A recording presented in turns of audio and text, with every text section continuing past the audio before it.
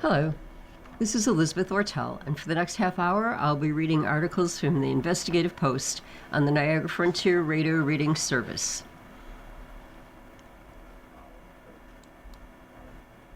Local police who cooperate with ICE. A half dozen local law enforcement agencies, Cheektowaga Police in particular, are cooperating with federal agents as they round up migrants. Sheriff offices in Erie and Niagara counties are also working with ICE and the Border Patrol. The Cheektowaga Police Department heads the list of a half dozen local law enforcement agencies that are cooperating with federal agencies to detain and deport migrants. So far this year, police in the Buffalo suburb have turned over at least 21 people to federal immigration agents after detaining them for low-level offenses like shoplifting.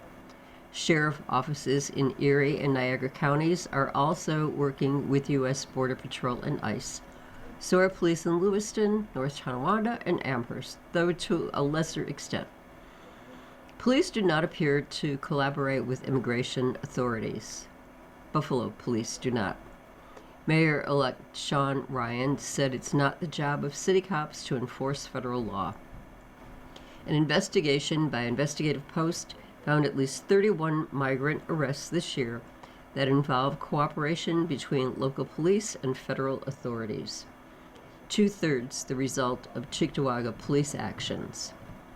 That total is an undercount. For example, Investigative Post identified 3 cases where the Erie County Sheriff's Office handed over a migrant to Border Patrol, but a spokesperson said the real number is closer to a dozen. The spokesperson, Christopher Horvatets, declined to provide additional details and refused an interview request. The cooperation follows a pattern. Police stop or detain a migrant for a low-level offense like a traffic violation or shoplifting. Police saying they need a translator or to verify the person's identity call Border Patrol agents. That's the excuse that they use, said attorney Matthew Borowski, who's represented migrants in federal proceedings who were first detained by local police. And Border Patrol, of course, while they're translating, look into their immigration status and detain them. The federal agents then take custody of the migrant, often sending them to the ICE detention center in Batavia. Local law enforcement agencies working with federal authorities defend their cooperation on the grounds they're acting to promote public safety. I think my goal is to keep the community safe, said Niagara County Sheriff Michael Filicetti, who detains migrant women on behalf of ICE, and whose deputies occasionally turn migrants over to Border Patrol. Once federal immigration is involved, that is their determination on how they're going to handle things. Cooperation between local law enforcement and immigration authorities is imperfect, however, as in the case of Enrique Buitrago Rojas and his son. On June 24th, Buitrago Rojas and his son, 16-year-old Javier, were shopping at the Walden Galleria when an employee accused them of stealing $309 worth of clothing. Normally, such a charge results in the police issuing a person a ticket to appear before a town judge. In Buitrago Rojas's case, it resulted in a call to Border Patrol. They called the police, and the police called immigration right away, Buitrago Rojas told Investigative Post. Buitrago Rojas, who had been visiting from New York City, said he and his son were detained by ICE for more than a month, first in Batavia and then in Laredo, Texas. Initially, he said, ICE agents refused to let him call his wife. He and his son were released once federal authorities realized he had a future immigration court date scheduled. They've since returned home, but Buitrago Rojas now wears an ankle monitor. My son is suffering psychological damages. He doesn't leave the house. He's living in fear, he said. In my case, it was racism. They didn't give me any opportunity to speak with them or explain anything. No one spoke Spanish. The truth is, it's very depressing how they treated us like criminals when we aren't. Butrego Rojas said he still hasn't gotten back the car he drove to the mall that day. In an interview, Captain Jeffrey Schmidt, spokesperson for Cheektowaga Police, defended officers' choice to call Border Patrol and said the department doesn't bear responsibility for what happens to a person after their involvement ends. I have no idea what happens to anyone once they are taken into custody by the federal government, he said. We have no influence over it. President Donald Trump's administration has said it aims to arrest 3,000 immigrants per day, though so far it has averaged about a third of that number. In the 8 counties of western New York, 813 migrants were arrested by ICE between January and mid-October, an average of 3 per day. 83%, data shows, are listed as immigration violators, but have no other criminal history. Those figures do not include arrests by Border Patrol agents. The findings of this investigation are based on a review of police reports, court records, and other documents obtained by Investigative Post, as well as interviews with more than a dozen people. In 10 cases Investigative Post reviewed, a migrant was criminally charged for illegally re-entering the country, an offense that often results in deportation. In other cases, police called Border Patrol on migrants who were legally present asylum seekers. At least one American citizen was caught in the dragnet.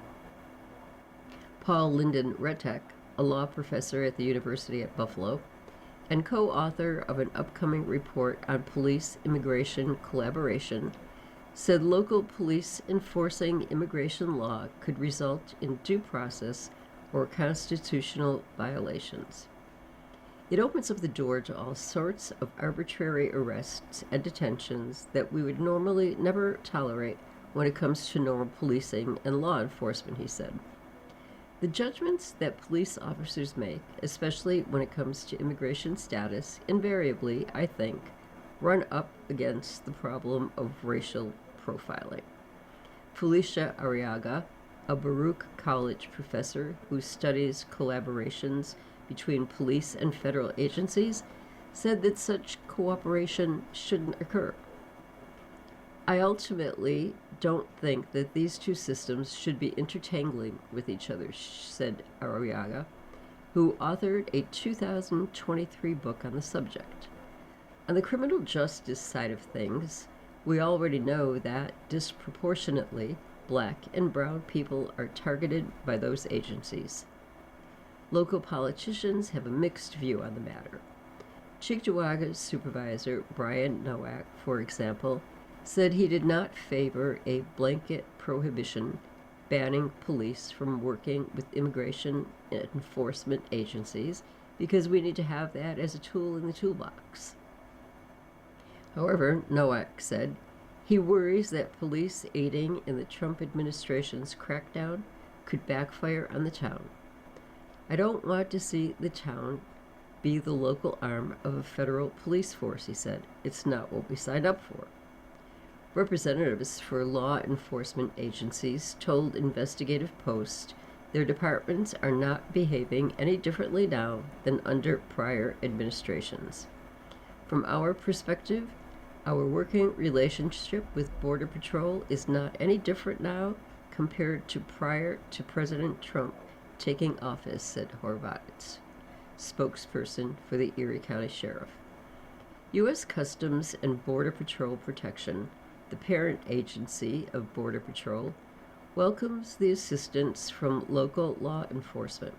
In a statement, a spokesperson said that through a whole-of-government approach, the agency routinely coordinates and collaborates with federal, state, county, and local law enforcement agencies to keep border communities safe.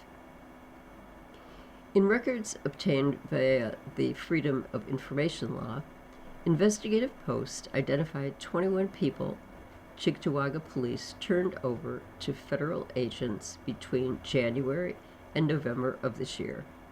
Among them was an American citizen. On a Tuesday in June, while shopping at the Walden Avenue Walmart with his girlfriend, Augusto Diaz handed his child a toy to play with. The couple later left the store, forgetting to pay for the toy, he said.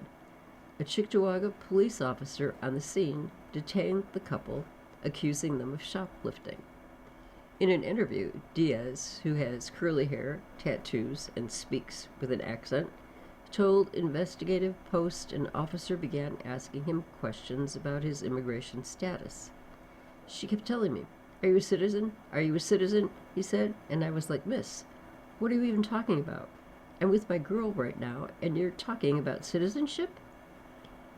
Diaz returned the toy, but Cheektowaga police took him to their headquarters and charged him with lying to officers. Then they called Border Patrol to investigate his citizenship status. He was released, he said, after agents confirmed he'd been born in the Bronx. Diaz now believes he was racially profiled, a charge a Cheektowaga police spokesperson denied. In September, Supreme Court Justice Brett Kavanaugh wrote in a concurring opinion that federal agents were permitted to conduct brief investigatory stops to inquire about someone's immigration status based on their appearance. The order does not apply to local law enforcement. "I'm American," Diaz said. "I can show you my birth certificate, my social security, everything." The girl was being kind of racist. Schmidt, Cheektowaga police spokesperson, said in an interview that his officers don't enforce federal immigration laws. Rather, he said, officers seek to identify those they've taken into custody. "We do work with our federal partners when we believe that there is someone who needs to be identified who is not an American citizen," he said. "We don't do immigration. We don't enforce the laws. We aren't complicit in what Border Patrol or what ICE does with persons that they take into custody."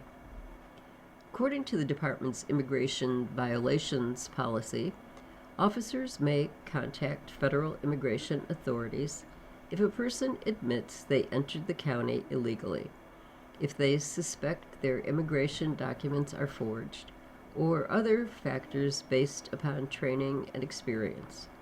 The policy states that a person speaking a different language may be considered suspicious, but should not be the sole factor in establishing reasonable suspicion. In practice, arrest reports show officers attempting to determine a person's citizenship status. In August, for example, Officer James Empfield was working an off-duty detail at Walmart when an employee stopped two men suspected of shoplifting. Empfield questioned them in the store's loss prevention office and asked one of them where he was from. "Venezuela," the man responded. When Empfield then asked the man if he was legally present in the country, the man replied that he had entered as a refugee. Empfield then called Border Patrol, according to his incident report. Both that agency and ICE arrived at the scene and took custody of the man. In November, Officer Mark Enders was similarly working an off-duty detail at the Walden Avenue Walmart. An employee accused a man of shoplifting, prompting Enders to question him. The man produced a Cuban passport and said he'd been living in the country for 3 years. That prompted a call to Border Patrol, who came to take custody of the man. Cheektowaga police assist federal agents in other ways too, as in the case of Mario Marcelo Basquetuban. In February, he was the passenger in a car that Cheektowaga police pulled over for traffic violations. The driver, 20-year-old Wudisan Mayansela Loha, was arrested on charges of drunk driving and a slew of other offenses. He was handed over to Border Patrol, detained by ICE in Batavia, and later deported to Ecuador. You are listening to a reading of articles from the Investigative Post on the Niagara Frontier Radio Reading Service. Cheektowaga police drove Busquetoban home to a house on William Street where he and other migrants lived. They all worked for the owner of the home, Cesar Lima, as roofing and home repair employees. 5 months later, in late July, ICE arrived one morning as Busquetoban and 7 others were loading up a work truck and preparing to leave for a job. The workers ran. Agents deployed tear gas as they chased, beat, and arrested the men, Busquetoban said. They'd come for one man, but ended up arresting all 8. Everyone, including Busquetoban, was later deported. I worked up there 3 years until they took me, he told Investigative Post from Ecuador.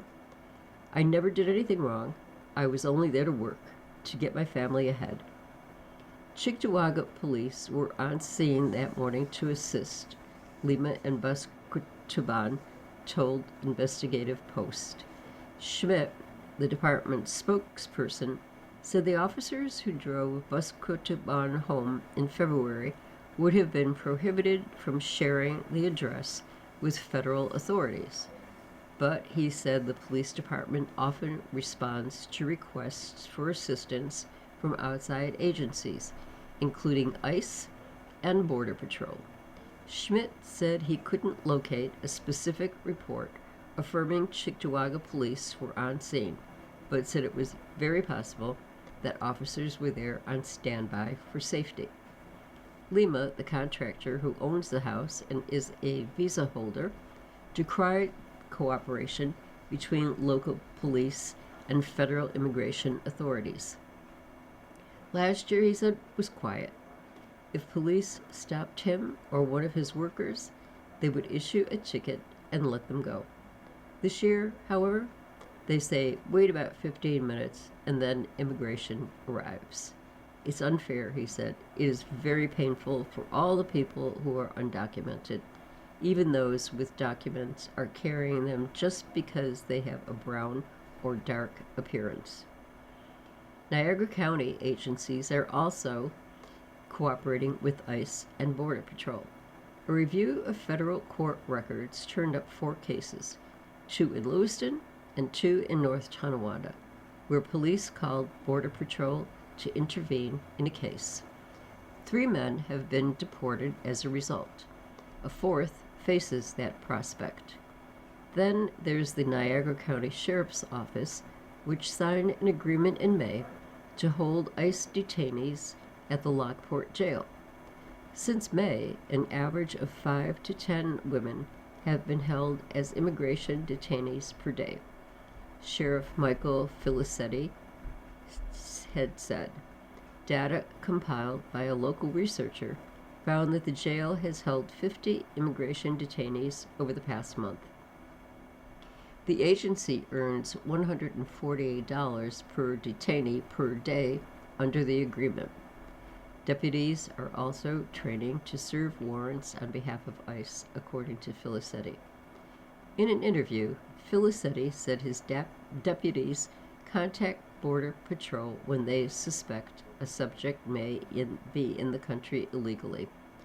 Speaking Spanish isn't the sole reason they may contact federal authorities, he said, but it can be a contributing factor. If you start talking to somebody and they're very evasive with their answers about what's going on, they're unable to provide identification, they don't speak the language, you start piecing things together, he said. In other cases, a migrant is sometimes charged with re-entering the country illegally, a criminal offense. But local police didn't know that when they first stopped them. On April 15th, for example, Amherst police officers conducted a traffic stop around 8:30 a.m. The officers detained 2 men and called Border Patrol for assistance. 15 minutes later, Border Patrol agents questioned the men about their legal status, ultimately detaining one of them. The man was later ordered deported.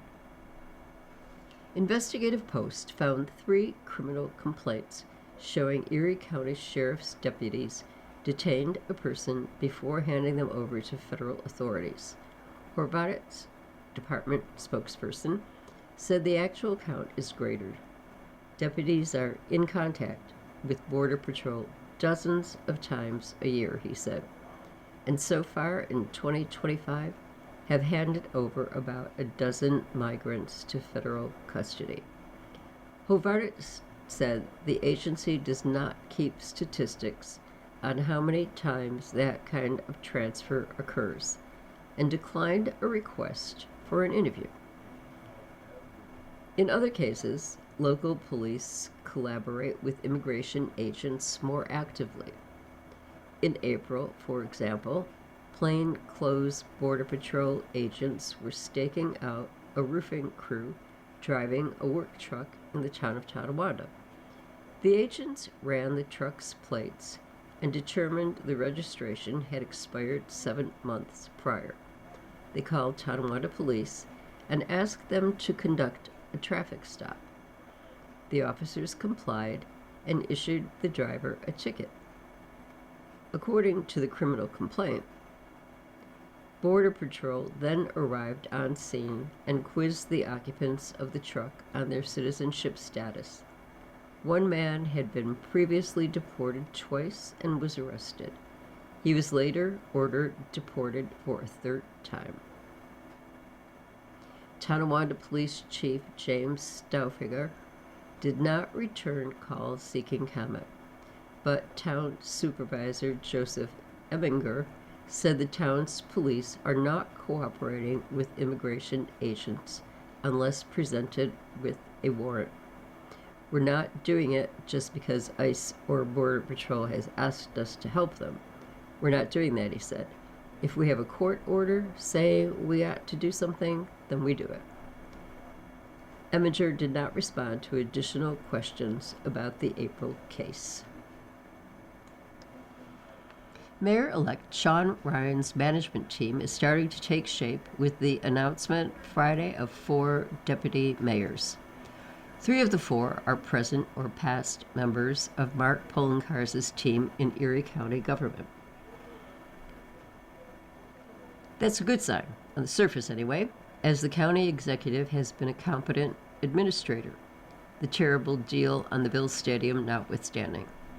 Past mayors have had 1, sometimes 2 deputies. Ryan's approach is to give each deputy mayor a portfolio of departments to oversee. The most thankless assignment will fall to Eugenio Russi, responsible for the police and fire departments. Job 1 will be reducing overtime costs, which have crippled city finances. Restoring management rights, especially in the police department, should be another priority, along with doing a better job disciplining cops accused of misconduct. Russi is the former director of Hispanics United and regional director for the State Parole Board.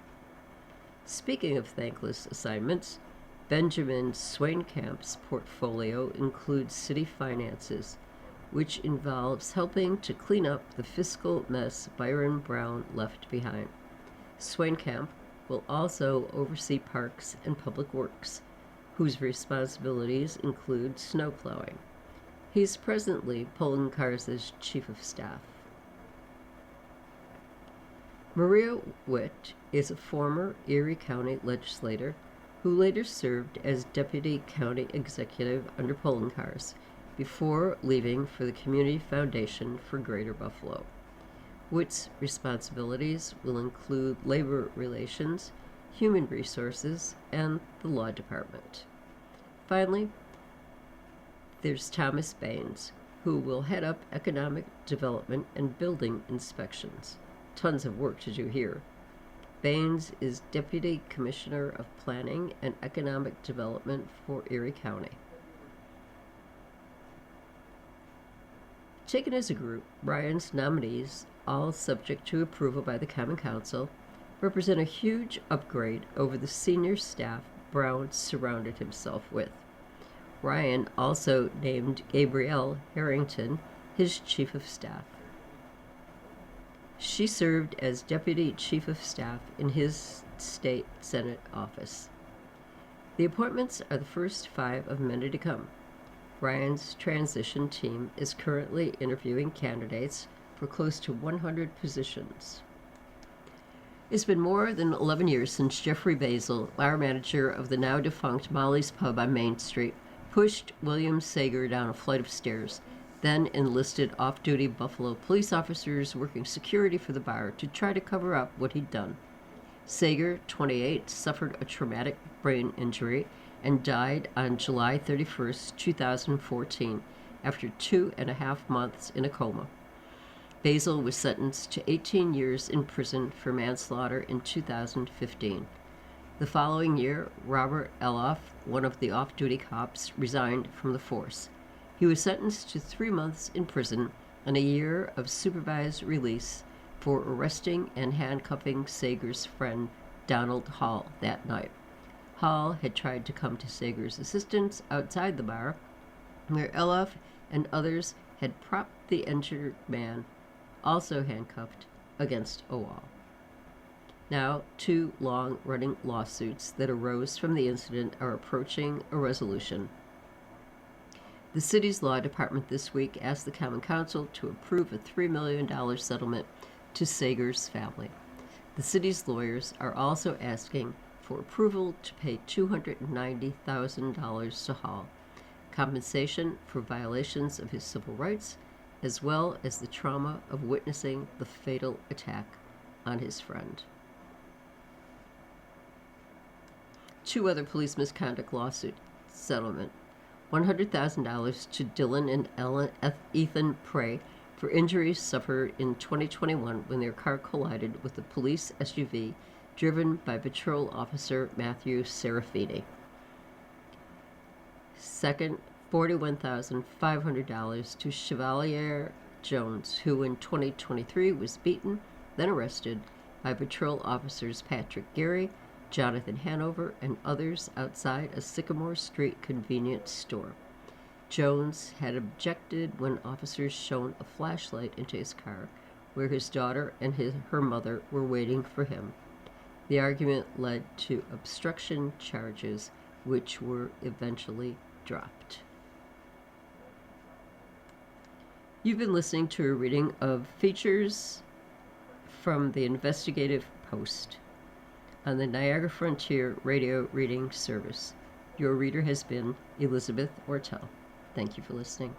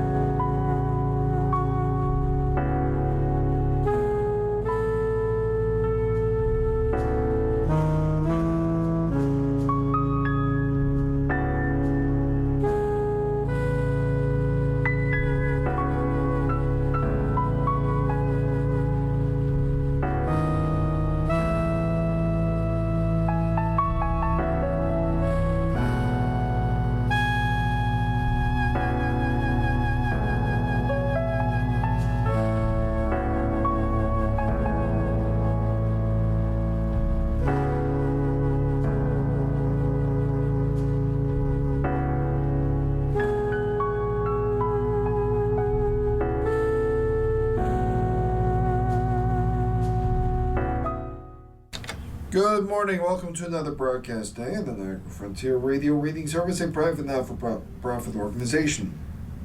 As always, please feel free to contact us with your comments, suggestions, or any questions you may have. Our phone number here is area code 716-821-5555. Our agency website is nfradioreading.org. Our mailing address is the Niagara Frontier Radio Reading Service, 1199 Harlem Road, Buffalo, New York, 14227.